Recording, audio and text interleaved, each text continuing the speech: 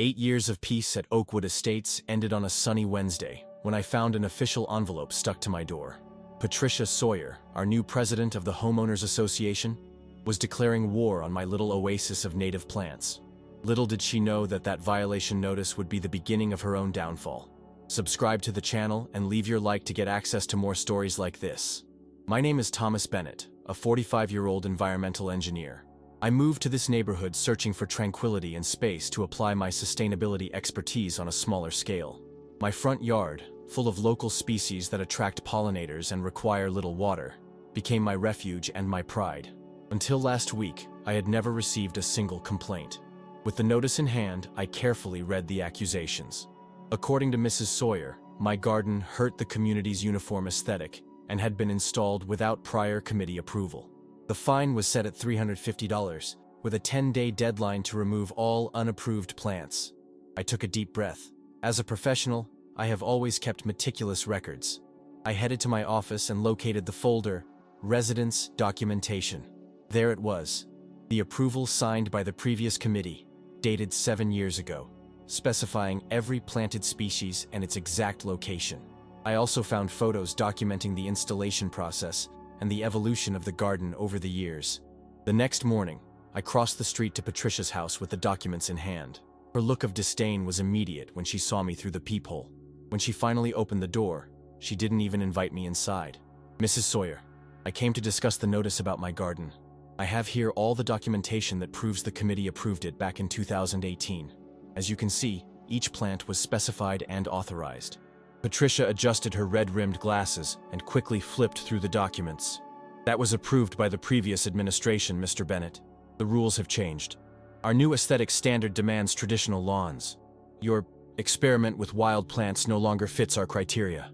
With all due respect, these aren't wild plants. They're native species, and I've made my decision. You have 10 days to get in line, or the fine will be enforced, and possibly even increased for non-compliance. She handed the papers back to me and closed the door. Over the next 3 days, I tried to get in touch with other board members. Olivia, the treasurer, looked concerned when I explained the situation. Thomas, this isn't right.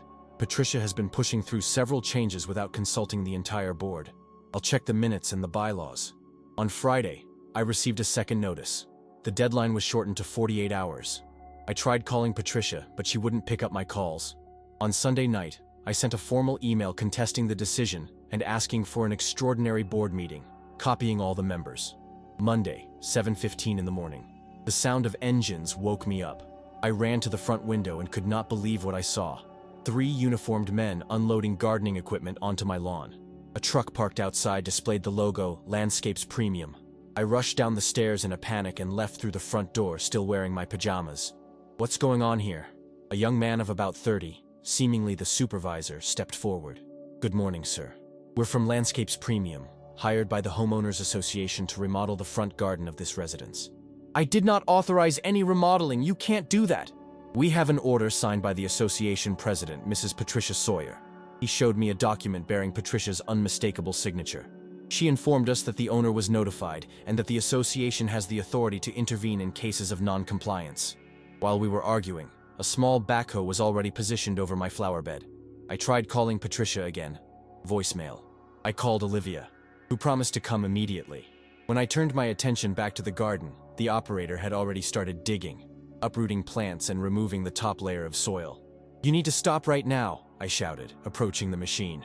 There isn't any approval for this. The supervisor looked increasingly uncomfortable. Sir, I'm just following orders.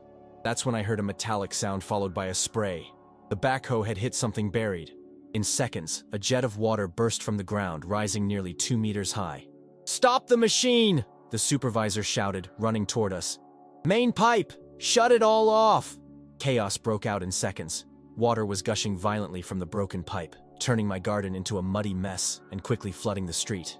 The backhoe operator jumped off the machine while the supervisor yelled orders to a third worker to find the shutoff valve.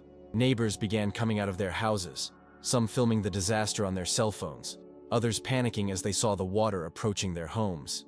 This isn't supposed to happen, the supervisor muttered, running his wet hands through his hair. Mrs. Sawyer assured us that all authorizations were in order and that there was no underground infrastructure in this area. Didn't you check the utility maps before digging? I asked incredulously, as the water already reached my ankles. The client insisted it was a superficial and urgent job. She said the permits would be arranged afterward. The young man sounded genuinely remorseful. We should never have started without complete protocol, but the pressure was intense. Olivia arrived out of breath, watching the scene in horror. My God, Thomas! What's happening? Patricia sent a team to tear out my garden without my consent. They just cut the main water line. Olivia pulled out her phone immediately. I'm going to call the water company and the public works department. This is a serious safety violation. While she made the calls, I noticed that the water had begun seeping into the garages of neighboring houses. Mr. Johnson, a retiree who lived 2 houses down, approached with difficulty, leaning on his cane. Bennett, what the heck is going on? Water's coming in through my back door. Mr. Johnson, the association sent out a team to remove my garden without my consent. They broke the main pipe. The elderly man squinted his eyes. Without your consent. That can't be legal. I was a judge for 31 years, and I can assure you that this exceeds any authority the association might have. Within 20 minutes, 3 water company trucks arrived with sirens blaring, followed by a fire truck and a police car. Technicians rushed to locate the main shutoff valve, while firefighters began setting up pumps to remove the water from the most affected areas. A middle-aged woman wearing a water company vest approached me. Her badge read, Samantha Reynolds, Technical Supervisor. Are you the owner? She asked, checking an electronic clipboard. Yes, Thomas Bennett. I did not authorize any excavation. The president of the Homeowners Association sent this team without my knowledge. Samantha frowned. There is no record of any utility marking request at this address. This is a Class 1 violation of safety protocols. Do you have any idea how serious this is? This pipe supplies water to the entire block, and the break could have caused structural damage to the foundations of the houses. A police officer joined us, taking notes on his tablet. We need statements from everyone involved. Who authorized this excavation? Patricia Sawyer, president of the association, I replied. She issued a violation notice against my garden last week, even though I have all the approval documentation.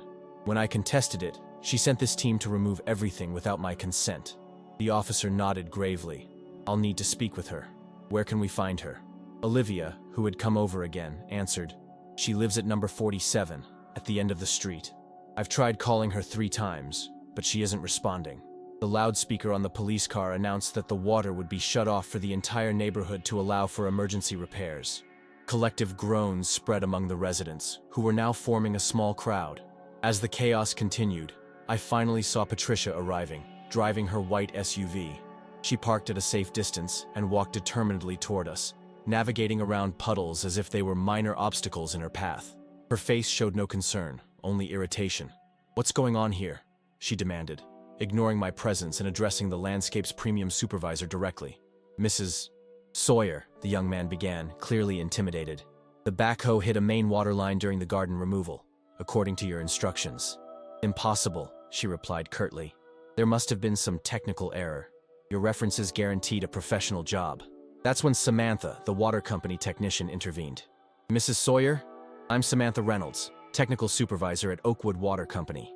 Did you request any underground utility survey before authorizing this excavation? Patricia hesitated for a moment. It wasn't necessary. It was only a removal of surface plants for compliance with the community standards. Ma'am, Samantha replied firmly, any excavation, regardless of the intended depth, requires prior utility marking. This break has already caused damages estimated in the thousands of dollars, not to mention the interruption of water service to 37 homes for at least 24 hours. The police officer came over. Mrs. Sawyer, I need some clarification. Mr. Bennett claims he did not authorize this intervention on his property. Do you have any legal document that permits the association to intervene in this way? Officer, our condominium agreement allows for corrective actions in cases of aesthetic violations after proper notification, Patricia responded, crossing her arms defensively. Mr. Bennett was duly notified. And I formally contested the notification, I interjected, keeping my voice calm despite the anger I felt. I have all the documentation proving my garden was approved by the previous committee. I even requested a meeting to discuss the matter, but Mrs. Sawyer chose to act unilaterally instead. Several residents stepped forward, including Mr. Johnson, who advanced while leaning on his cane. This is absurd, Patricia, he said in his deep voice that still carried decades of judicial authority. You don't have the authority to order the destruction of a homeowner's property without due process. The association's rules are very clear about that. Frank, you don't understand, Patricia began, but was cut off by the elderly man. I understand perfectly. I call it an abuse of power. I served on this community board for 15 years before you even moved here. What I'm seeing is an arbitrary interpretation of the rules to impose your own personal preferences. Murmurs of agreement spread among the residents. An older lady stepped forward. My husband also received a ridiculous notice last week. Something about our curtains not being in the approved color palette. We've lived here for 20 years with the same curtains, another resident added. And I was fined for leaving my trash can out 2 hours longer than allowed. $200 fine. Seeing an opening, Olivia took the floor. As the treasurer of the association, I must inform you that these fines weren't approved at a board meeting, nor did we discuss these new interpretations of the rules that Patricia has been implementing. After hearing the accounts, the police officer turned to Patricia. Ma'am, this situation goes beyond a simple neighborhood dispute. We have damage to public infrastructure, unauthorized excavation, possible trespassing, and material damages. I will need your presence at the station for a formal statement. Patricia paled. This is absurd. I was just doing my job as the association president. Samantha checked her tablet again. According to our initial assessment, repairing the pipe will cost about $7,800, not counting the emergency labor costs and fines for unauthorized excavation, which add up to another $5,500. Someone is going to have to answer for this. The association has insurance for these situations, Patricia responded quickly. Olivia shook her head. Our insurance covers only board-approved actions, Patricia. This was a unilateral action on your part, without consultation or approval. I highly doubt the insurer will cover this incident. Patricia's face went from white to red in seconds. This is a conspiracy. Bennett has turned everyone against me. I was only trying to raise the standard of this community. Destroying someone's property? Questioned Mr. Johnson. Violating basic safety protocols? This is not the behavior of someone fit to lead our community. A buzz of agreement spread through the growing crowd. I propose an emergency meeting of the association tonight, declared Mr. Johnson firmly. All residents, not just the board. It's time we review Mrs. Sawyer's position as president. Agreed, someone in the crowd shouted. Olivia nodded. As treasurer, I can call this meeting. The community center is available at 7 p.m. Patricia looked around, realizing that she had lost control of the situation. Her shoulders slumped slightly. This is ridiculous, she murmured, though her tone no longer carried the same conviction. While the technical teams continued working to contain and repair the damage, the residents began to organize into small discussion groups. I could clearly see the tide was turning. What Patricia thought was a simple act of authority had become the catalyst for her own downfall. The police officer approached me. Mr. Bennett, we'll need your formal statement too, and I suggest you bring all your documentation to tonight's meeting. Yes, officer, I replied, watching my destroyed garden and the mud spreading over what used to be my proud arrangement of native flowers. A strange feeling overcame me. It wasn't the victory I expected to feel, but rather a melancholy over all the waste. So many dead plants, so much money that would be spent on repairs, so much community energy wasted on an unnecessary conflict. All because one person decided that her personal taste should be the law.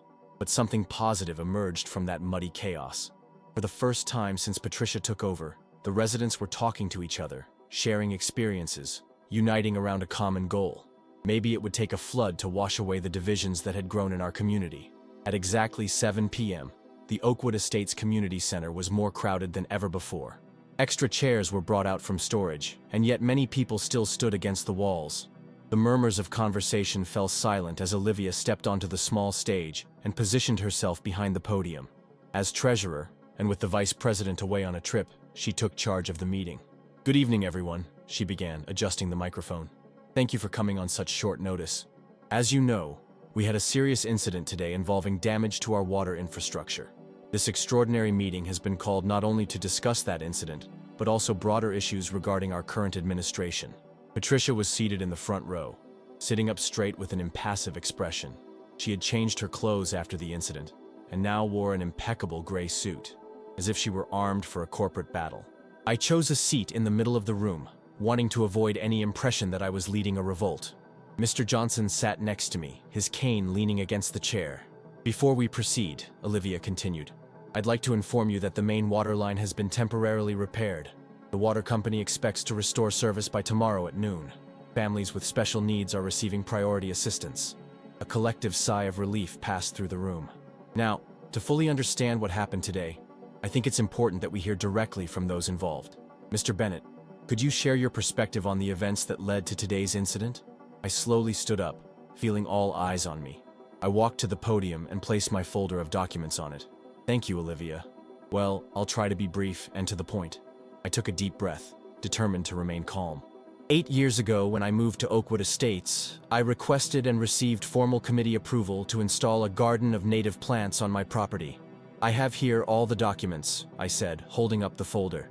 Last Wednesday, I received a violation notice signed by Mrs. Sawyer, claiming that my garden did not comply with the community's aesthetic rules. I tried to resolve the issue by presenting my original approval documentation, but my attempts at dialogue were rejected. I recounted each interaction with Patricia in chronological order, my emails requesting a board meeting, and finally, the events of that morning. I woke up to the noise of machines in my garden. A landscaping team hired by Mrs. Sawyer had begun removing my plants without my knowledge or consent. During the excavation, they hit the main water line, causing the break and the subsequent flooding. Indignant murmurs ran through the room. At no point did I authorize any intervention on my property. I never received any legal document permitting such action. As an environmental engineer, I understand the safety protocols for excavations perfectly well, and none of them were followed. I finished my account and returned to my seat, feeling a mix of relief and apprehension. Then Olivia called the landscaping team supervisor, who confirmed my account, adding, Mrs. Sawyer assured us that all the necessary authorizations were in order, including the owner's consent. She stressed the urgency of the service and said that the underground utility markings would be arranged retroactively. I acknowledge that we should have double-checked, and our company bears some of the responsibility for that. Next, Samantha from the water company presented a preliminary technical report detailing the extent of the damage. In addition to the cost of repairing the pipe, estimated at $7,800, there is collateral damage to at least 5 residential connections, totaling approximately $3,400. The fines for unauthorized excavation add up to $5,500, and there's an extra $1,300 in emergency service fees. The total estimate is $18,000, not to mention possible structural damages to the properties affected by the flood, which are still being assessed. The shock was visible on the faces of the residents. $18,000 was a significant sum, especially for a community of our size. Olivia then turned to Patricia. Mrs. Sawyer, would you like to share your perspective on these events? Patricia stood up with the dignity of someone who firmly believes in her own righteousness, despite the contrary evidence. Her high heels clicked rhythmically on the floor as she approached the podium. Residents of Oakwood Estates, she began in a formal tone. It is unfortunate that a technical incident has been turned into a personal attack on my administration. As the elected president, I have worked tirelessly to raise the standard of our community and protect the value of our properties. She adjusted her red-rimmed glasses. Mr. Bennett's garden, although approved by a previous, less strict administration, clearly does not align with the aesthetic we are developing for our neighborhood. The unkempt plants and wild look detract from the visual appeal of the entire street. Several residents exchanged incredulous glances. As for today's intervention, our rules do allow for corrective actions after proper notice. Mr. Bennett was notified and chose to ignore the guidelines. As president, it is my duty to ensure compliance. That's not true, interrupted Mr. Johnson, rising with difficulty. I can quote word for word the association's bylaw, Article 7, Paragraph 3.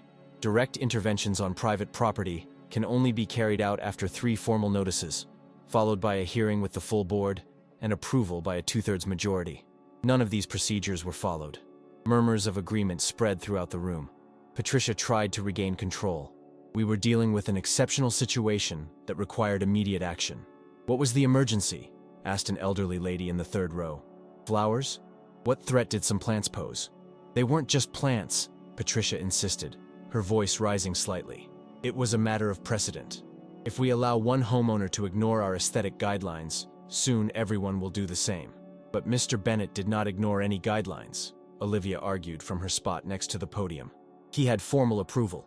From a previous administration, norms evolve, expectations change. Rules cannot be applied retroactively without a formal process of review and approval, declared Mr. Johnson, his voice, as a former judge, resonating with authority. What we witnessed today was a clear abuse of power, Patricia. Spontaneous applause broke out in the room. Patricia looked visibly shaken, her hands gripping the edges of the podium. "You don't understand," she said, her voice now defensive. "I was only trying to do what's best for all of us." "Destroying private property without consent?" questioned someone from the back. "Imposing arbitrary fines without board approval?" came another voice. "Ignoring basic safety protocols?" added a third. Patricia looked around, clearly realizing that she had lost the support of the room. Her posture shifted subtly, her shoulders drooping slightly, her back less upright. "There was a misjudgment," she finally admitted. "But my intentions were good. Mr. Bennett's garden does not fit the vision I have for our community." "And who decided that your personal vision should override established rules?" asked Mr. Johnson. "I officially propose a vote of no confidence against Mrs. Sawyer as association president." "Agreed!" several voices shouted in unison. Olivia, visibly uncomfortable with the situation yet determined to follow procedure, quickly checked the association's bylaws on her tablet.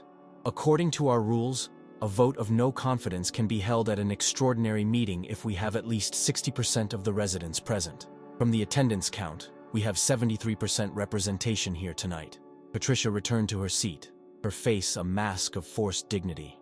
I watched everything with mixed emotions, relief at seeing justice done, yet also a measure of compassion for the humiliating situation Patricia was facing. "Before the vote," Olivia said, "we need to discuss how we will handle the costs from today's incident." The assistant treasurer, a middle-aged man named David, stood up. "I reviewed our insurance contract this afternoon. As we suspected, the policy doesn't cover damages resulting from actions not approved by the full board. If we consider that Mrs. Sawyer acted on her own, the financial responsibility would be hers personally, not the association's." Patricia paled. $18,000. This is absurd. The association should cover these costs." "Why?" asked Mr. Johnson calmly. "You did not consult the association before making your decision. Why should we share the responsibility for your unilateral actions?" A murmur of agreement ran through the room. "I propose a compromise," I suggested, standing up again. "If Patricia formally acknowledges her misjudgment and voluntarily resigns as president, perhaps we can negotiate with the insurer to cover part of the costs, arguing that she was acting under the presumption of authority, albeit inappropriately." Surprised looks turned toward me. Even Patricia seemed confused by my conciliatory suggestion. "Why?" asked someone. "Why help her after what she did?" "Because we're a community," I answered simply. "And communities sometimes have to find ways to move forward, even after conflicts. Besides, a prolonged legal process would only incur more costs and wear on all of us." Mr. Johnson nodded slowly. "Sensible. But any agreement must include guarantees that situations like this won't happen again." Olivia then proceeded with the vote on the no confidence motion. The result was overwhelming. 53 votes in favor, 3 against, 2 abstentions. Patricia Sawyer was officially removed as association president. When the results were announced, Patricia sat for a few seconds as if absorbing the impact. Then, with a stiff movement, she stood up and walked to the podium. "It seems my vision for this community is not shared by the majority," she said, her voice controlled but trembling. "I accept this assembly's decision and hereby resign from my position as president, effective immediately." For a moment, I thought she would admit her error or apologize. But Patricia simply adjusted her purse on her shoulder and left the stage, walking down the central corridor amid the absolute silence of the room. When the door closed behind her, a collective sigh spread through the gathering, as if everyone had been holding their breath. "Well," said Olivia after a few moments, "according to our bylaws, as treasurer, I will temporarily assume the presidency until we can hold a formal election in 30 days. Our first task will be to deal with the damages caused and restore our basic services." The meeting continued for another hour, with practical discussions on the next steps. An emergency committee was formed to negotiate with the insurer. Another group volunteered to help families most affected by the temporary water outage. When the meeting finally ended, Mr. Johnson approached me as I was gathering my documents. "You know, Bennett," he said, leaning on his cane, "your native plant garden always struck me as a bit different, maybe even a little odd for the neighborhood standard." I braced myself for another criticism, but he smiled. "But after all this mess, I did some research on the subject. I found out that these plants use less water, attract important pollinators, and practically don't need chemical fertilizers. It's impressive. That's true, I replied, surprised by his interest. As an environmental engineer, I can assure you the benefits go far beyond aesthetics. Maybe, he said thoughtfully, when things settle down, you could lead an initiative to implement more of these sustainable gardens in the community. It seems like something we could all benefit from. I looked at the old man with newfound admiration. It would be an honor, Mr. Johnson. As we walked out of the community center together, I realized that something unexpected had emerged from the chaos of that day. A community that barely communicated was now animatedly discussing future possibilities. Neighbors who barely knew each other were exchanging phone numbers and offering mutual help. Subscribe to the channel and leave your like to get access to more stories like this. I couldn't help but notice the irony. The garden that Patricia despised so much might now become a model for the entire community. Sometimes it takes a little flood to wash away the barriers that divide us.